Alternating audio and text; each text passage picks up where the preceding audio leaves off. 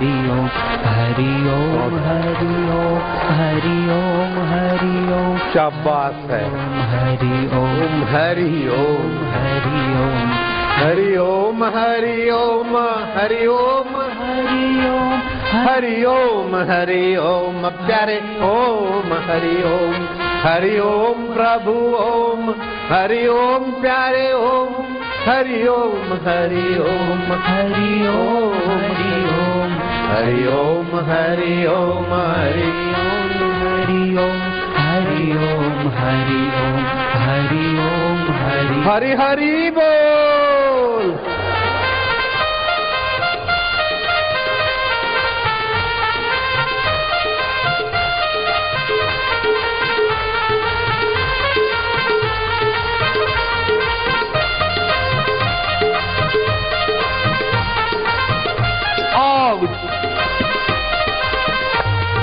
जय सिया राम जय जय सिया राम जय सिया राम जय जय सिया राम। हरि हरि ओम हरि ओम हरि ओम हरि ओम हरि ओम मंगल नाम हरि हरि ओम हरि हरि ओम हरि हरि ओम दिलों का दुल्हरा नाम हरि हरि ओम पापों का विनाशक नाम हरि हरि ओम पुण्यों का प्रदायक नाम हरि हरि ओम आनंद आनंद नाम हरि हरि ओम हरि हरि ओम मधुरम हरि हरि ओम हरि ओम हरि ओम हरि ओम हरि ओम।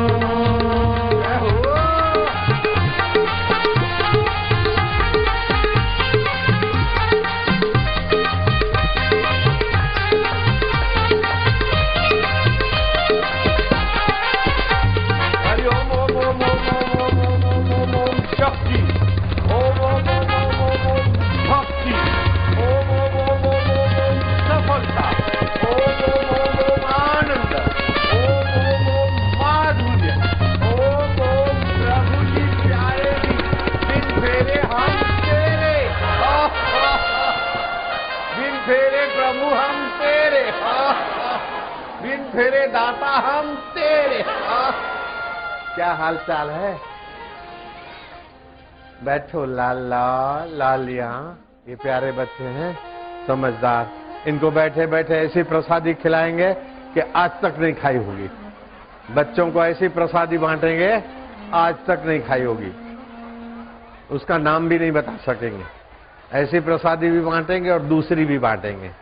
एक प्रसादी का तो नाम बता देंगे, दूसरी का नाम नहीं बता सकते। ऐसी प्रसादी बच्चों को बंटवाता हूं अभी। चल आजा, मेरा हालचाल बताऊं तुमको। ओ बड़ौदा और अहमदाबाद के बीच में आनंद है और सामलका है।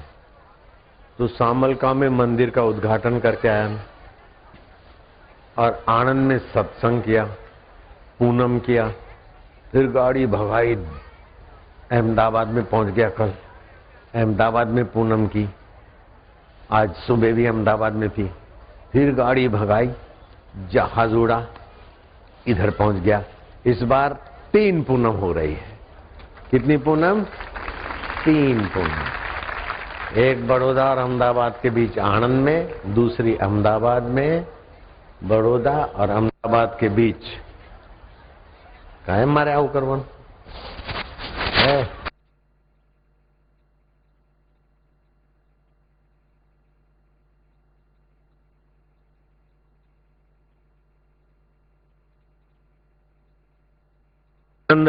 और अहमदाबाद के बीच, बड़ौदा और अहमदाबाद के बीच आनंद है, वहां पूनम हुई।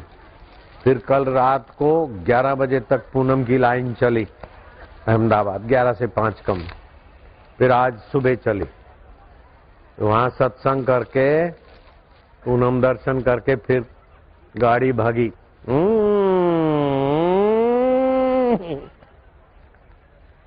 दिल्ली पहुंच गए हवाई जहाज में। मैंने अपना हाल बता दिया। अब तुम्हारा हाल हमारा हाल तो सुना, लेकिन ये सारे हाल बाहर के हैं। असली हाल का आधार है परमात्मा। अगर अपना बच्चे, तुमको मैं एक बढ़िया बात बताऊं, बहुत बढ़िया। जिसको घर जाना है हाथ ऊपर करो। सभी बच्चे अच्छे हैं। घर नहीं जाना, अभी सत्संग सुनना है, प्रसाद खाना है। प्रसाद खाओगे कि मार खाओगे? शाबाश है। प्रसाद खाओगे कि मार खाओगे? हाँ, जो प्रसाद नहीं खाएंगे तो मार खाएंगे। हाँ, देखो हो तो बच्चे, लेकिन तुमको बात बहुत बड़ी बताता हूं। तुम बड़े आदमी हो जाओगे, बड़ी बबलियां हो जाओगी। सुना दूं पक्की बात? 2 बातें सुनाऊंगा तुमको, उसके बाद फिर याद शक्ति की बताऊंगा, ठीक है?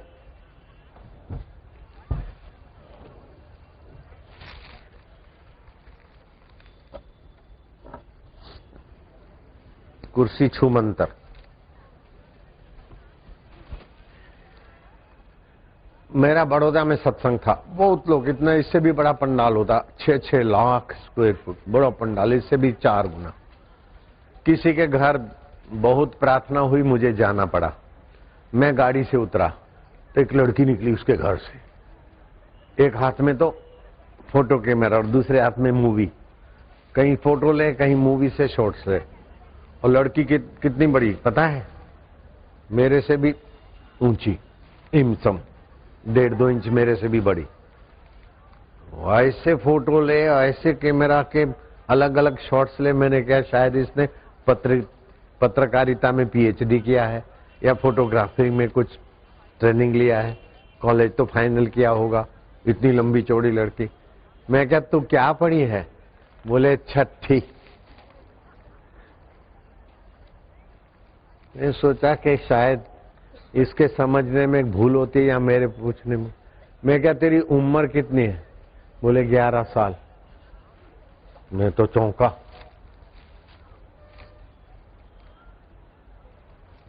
इतनी लंबी चौड़ी और इतनी होशियार, 6ठी और 11 साल, तो बोले गणित बैठ गया। तो उसकी माँ और उसका बाप हाथ जोड़ के हंस रहे थे कि बोले बापूजी, आपने बताया था ना कि बच्चा पैदा हो तो उसकी नाभि छेदन जल्दी नहीं कराना चाहिए, 3 मिनट के बाद। अगर जल्दी करते तो बच्चे में डर घुस जाता है और जीवन भर उसको फिर कमजोर मन का होता है।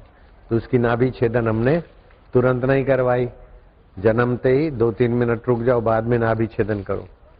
फिर बच्चे को नहलाकर पिता के गोद में देना चाहिए और पिता उसके कान में बोले ओम ओम ओम ओम। तुम बोलो तो 7 बार, ओम ओम ओम ओम ओम ओम ओम।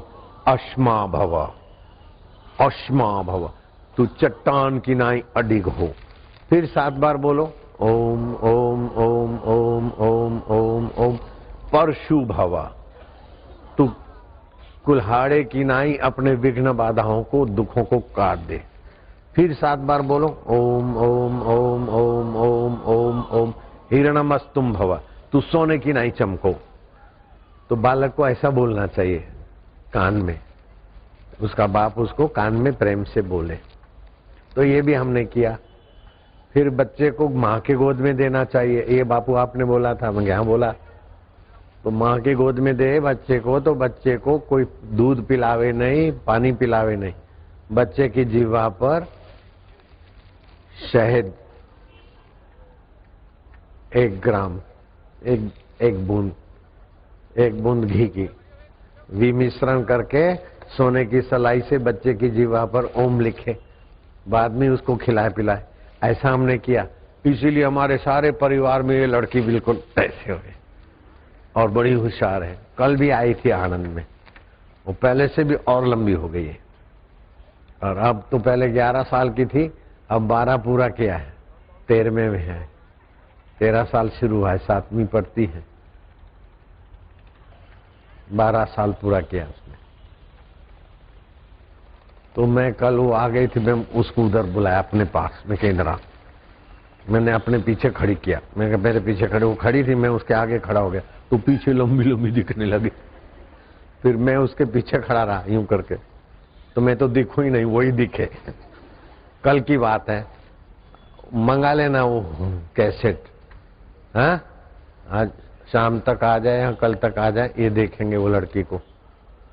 तो अब तुम तो जो हो गया सो हो गया, अभी तुम बच्चे बच्चियां लंबे और तंदुरुस्त बनना चाहते हो ना, तो क्या करोगे पता है? मैं 13-14 साल का था, मैं ठिंगू था। ठिंगू समझते ना, वो गुजरात में उसको टेणी बोलते। तो जब 14 साल का हुआ तो अकल बकल बढ़ गई थी, शरीर भी मजबूत तो हुआ था, लेकिन ठिंगू। तो मेरे को किसी ने बोला ए टेणी इधर आना, तो मेरे को बहुत चुभा। मेरी माँ को मैंने कहा कि मेरे को लोग टेणी टेणी बोलते, ठिंगू, ये ठिंगू होना तो अच्छा नहीं लगता। तो मेरी माँ तो बेचारी जो कथा सुनी थी वही बताएगी, वो तो उसको आसाराम बापू की कथा तो मिली नहीं थी, मैं तो छोटा था, लीलाशाह बापू की भी कथा नहीं मिली थी। तो मेरी माँ को जैसे कथाकार कथा में बोलते, तो ऐसा जो सुना था वो मेरे को बताया कि मक्खन में एक काली मिर्च टुकड़े करके डाल दे, वो कसरत करके फिर वो खाना चाहिए, उसके पहले फुलस करना चाहिए। तो मैं किया, तो मैं तो थोड़ा ठीक ठाक हो गया। फिर 40-45 दिन बीते होंगे, वो आदमी कहीं बैठा था पान के गले पे, तो मैं गया और उसके कंधे पर हाथ लगाया। क्या हाल है भाई साहब? तो मेरा आवाज भी बदल गया था, मुझे भी आ रही थी, समझते ना, नई नई मुझे आ रही थी। क्या हाल है भाई साहब? बोले भाई साहब क्यों? मैं क्या है, कैसा हाल चाल है? आसुमल को तुमने टेणी करके बोला था? बोले हाँ, मैं उसमें उस समय में टेणी था, अब बोल कौन टेणी है? बोले भाई साहब इतने बड़े हो गए। मैं क्या हाँ, 40 दिन में 45 दिन में तो हम सम हो गए। अब मेरे को कोई ठिंगू बोलेगा? लेकिन उस समय पता ही नहीं था ठिंगू में से लंबा कैसे होता है। मैं अभी मेरे को और पता चला, 3 बीली के पत्ते याद रहेंगे, शिव जी को चढ़ाते, एक काली मिर्च घोट घाट के मिक्सी में पीसे अथवा खरल में पानी डाल के पी लेने, फिर दौड़े घूमे।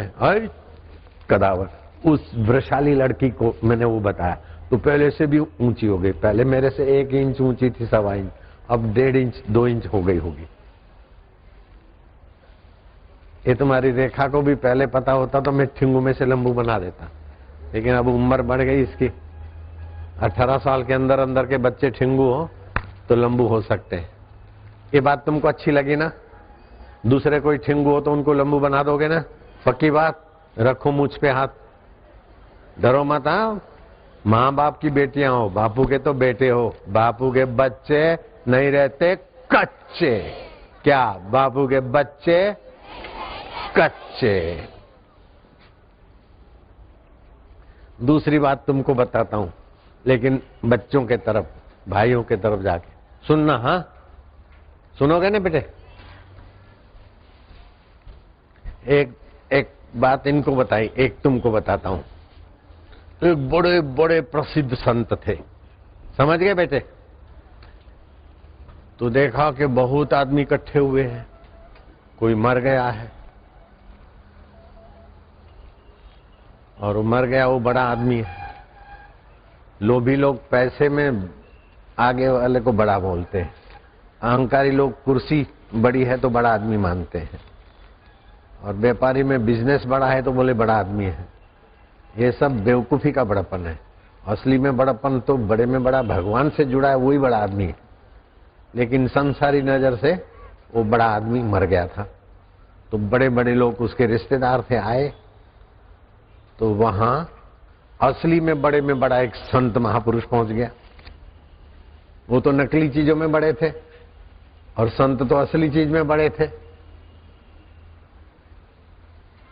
तो मरा हुआ पड़ा था, उसका कब्र वब्र में ले जाने के लिए सब तैयारी थी। और सबको पता था, पूरा शहर को पता था कि फलाना आदमी मर गया है। संत उसके आगे जाके खड़े हो गए उसकी छाती पे, बोले ये आदमी मरा है कि जिंदा है? लोगों को लगा कि इतना बड़ा आदमी मरा है और इतने बड़े संत, इतना भी पता नहीं कि मर गया। लोगों को ताजुब हुआ। बोले ताजुब क्या करते हो, ये मरा हुआ है कि जिंदा है? बोले ये मरा है। बोले इसमें मरा कौन और जिंदा कौन है? बोले हम जिंदे हैं और ये मर गया। झूठी बात है। जो जिंदा था वो अभी भी इससे बाहर निकल के जिंदा है, और जो मरने वाला था वही मरता हुआ दिखता है। शरीर तो मुर्दा है। हाथ को पता नहीं मैं हाथ हूं, हाथ को पता है क्या मैं हाथ हूं? पैर को पता है क्या मैं पैर हूं? पेट को पता है मैं पेट हूं? कमर को पता है क्या मैं कमर हूं? गले को पता है मैं गला हूं? खोपड़ी को पता है मैं खोपड़ी हूं? मेरे को पता है।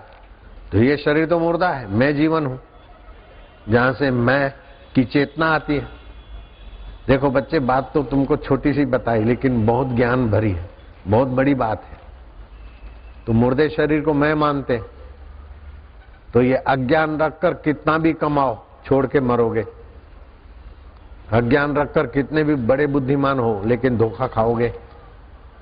अज्ञान रख के ईश्वर को पाना चाहोगे तो ईश्वर के लिए रो रो के मर जाओगे। ईश्वर नहीं मिलेगा, मिलेगा तो ईश्वर का साकार रूप आएगा, दर्शन देगा, क्या चाहिए वो दे देगा, वो भोग के मरो। फिर ईश्वर से जो मांगोगे तो मांगी हुई चीज मिली, तो जो पहले चीज नहीं थी तुम्हारी वो बाद में भी तो नहीं रहेगी। मांगी हुई चीज कब तक रहेगी? शरीर नहीं रहेगा तो मांगी हुई चीज कब तक रहेगी? हाँ, ईश्वर मिल जाए और ईश्वर को बोलो कि प्रभु हमको क्या मांगे हमें पता नहीं, हमारा जिसमें कल्याण हो वही दीजिए। तो भगवान बोलेंगे जाओ देव ऋषि नारद का सत्संग सुनो, नहीं तो बोलेंगे आसाराम बापू के पास जाओ। भगवान यही बोलेंगे, दूसरी बात नहीं बोलेंगे। बिल्कुल पक्की बात बोलता हूं। श्रीमद् भागवत में कथा आती है, प्राचीर बहिष राजा थे, उनके बेटे थे 10।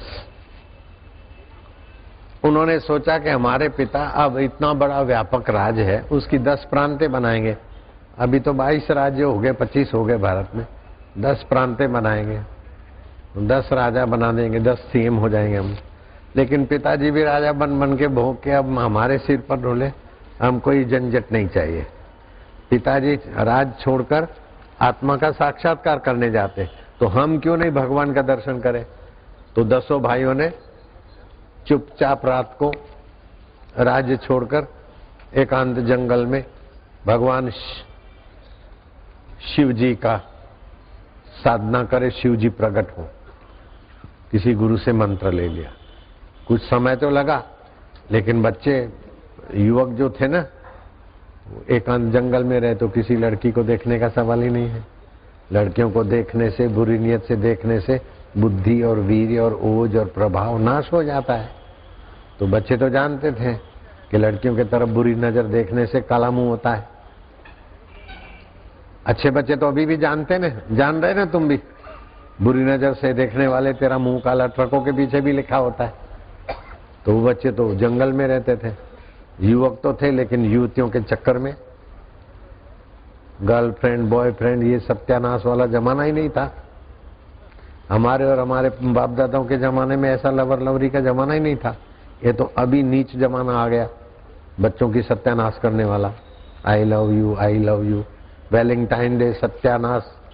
इससे तो शिव जी का पूजन किया गणेश जी ने, और शिव जी पार्वती ने आशीर्वाद दिया, तो गणेश जी तो गणु गणु बेटा इतना प्रसिद्ध हो गए कि गणपति जी की पहले पूजा होती है। बोलो, गणपति की पहले पूजा होती कि नहीं होती? मैं तीसरी कथा भी सुनाऊंगा, गणेश जी कैसे महान हो गए, सुनोगे? लेकिन ये दूसरी कथा पूरी करने दो। कौन सी थी बोलो? जिंदा है कि मर गया? तो लोगों ने बोला मर गया। बोले नहीं, जो जिंदा है सो जिंदा है, और जो मरने वाला शरीर है वो मर गया। लेकिन मरने वाले शरीर को लोग बोलते मैं जिंदा हूं, और सच्चा जीवन है उसका पता नहीं, तो ये अज्ञान हुआ। अज्ञान रखकर कितना भी कुछ करो अंत में कुछ भी नहीं। अज्ञान बेवकूफी है। बेवकूफी रखकर भजन भी करोगे तो उसका फल उतना ही होगा, थोड़ा सा। बेवकूफ लोग मजूरी करते तो कितना मिलता है, 100 रुपये 150 रुपये। तो जो अज्ञान रखकर कुछ भी करेगा तो उसका ज्ञान भी अज्ञान में ही बदलेगा। अज्ञान को तो पकड़ रखते हैं, मैं शरीर हूं, मैं फलाना हूं, मैं पंड्या हूं, मैं क्षत्रिय हूं, मैं ब्राह्मण हूं, मैं लड़का हूं, मैं माई हूं। अरे तो शरीर है, मैं तो आत्मा हूं और परमात्मा का हूं। परमात्मा आत्मा, आत्मा परमात्मा क्या होते हैं? तो हकीकत में हम आत्मा है। क्या है? तो आत्मा और परमात्मा अभिन्न है। जैसे तरंग और पानी, पानी को छोड़ के तरंग रह सकता है क्या? परमात्मा को छोड़ के आत्मा रह सकता है क्या? तो परमात्मा से जुड़ा है ना। तो हकीकत में तो परमात्मा से जुड़े हैं, लेकिन बेवकूफ लोग शरीर से जुड़ जाते और परमात्मा से बिछड़े हुए। तो बेवकूफी है कि नहीं है? अब क्या करोगे? रात को सोते समय भगवान हम आपसे जुड़े थे, हमको पता नहीं था, फिर भी आप हमारे को जीवनी शक्ति देते। अब हम आपके, आप हमारे। ओम ओम ओम ओम ओम ओम ओम ओम ओम ओम ओम ओम ओम।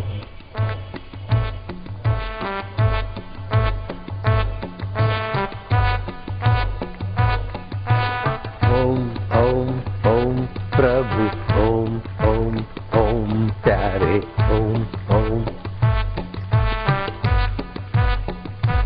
बच्चे लोग ताली मत बजाना, कान में उंगली डाल देना और जप करना, याद शक्ति भी बढ़ेगी। कंठ से बोलना नहीं, कंठ से, इससे याद शक्ति भी बढ़ेगी।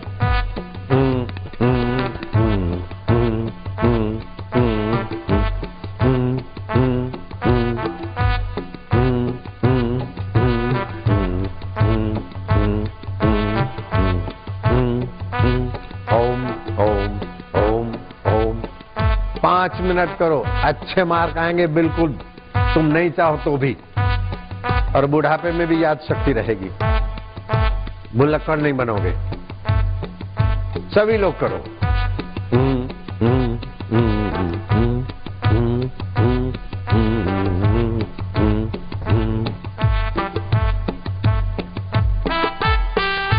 शाबाश है।